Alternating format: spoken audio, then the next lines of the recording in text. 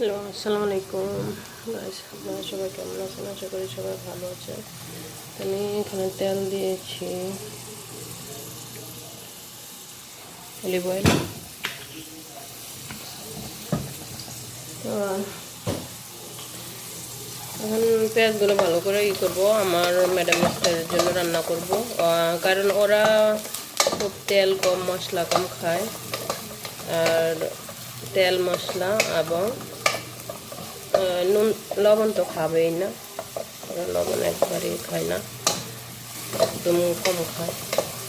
সব তরকারির মধ্যে লবণ দিই না। এখন পেঁয়াজগুলো একটু হালকা লাল হয়ে গেছে। এখন দিয়ে দেবো মুরগি।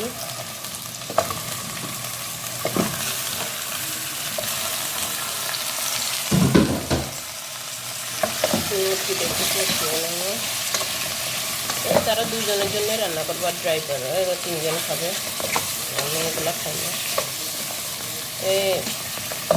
মানে ওরাও খুব অসুস্থ, তার জন্য ওদের জন্য কম মশলা, কম মরিচ তো খাইবে না, মরিচ তো গোলমরিচও খায় না, এর জন্য দিই না। এগুলো রান্না করে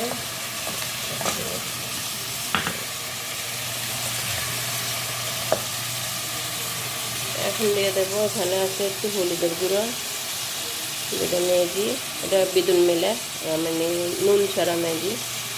আর এখানে আছে একটু জিরার গুঁড়া, একটু ধনিয়ার গুঁড়া, ওগুলো দিয়ে দেবো। দিয়ে ভালো করে কষিয়ে নেব। এখন একটু আদা রসুন বাটো দিয়ে দেব, দিয়ে ভালো করে কষিয়ে নেব। আর দিয়ে দেব হচ্ছে এই যে সস,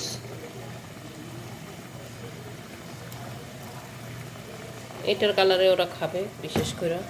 টমেটো সস যে কোনো খাবারের মধ্যে দিতে হবে বাধ্যতামূলক।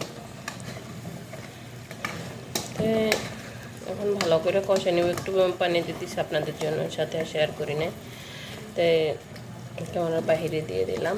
তো এখন ওদের জন্য এটা ভালো করে সিদ্ধ করতে হবে। ভালো করে সিদ্ধ করে নিয়ে তারপরে রান্নাটা সম্পন্ন করতে হবে। মানে অনেক ভালো করে সিদ্ধ করতে হবে। এটা সিদ্ধ হইতে হইব যাতে চামচ দিয়া মানে বেশি ই করা না লাগে। আর একটু জুস দিয়ে দিই, বাইরে হইতে চায় না।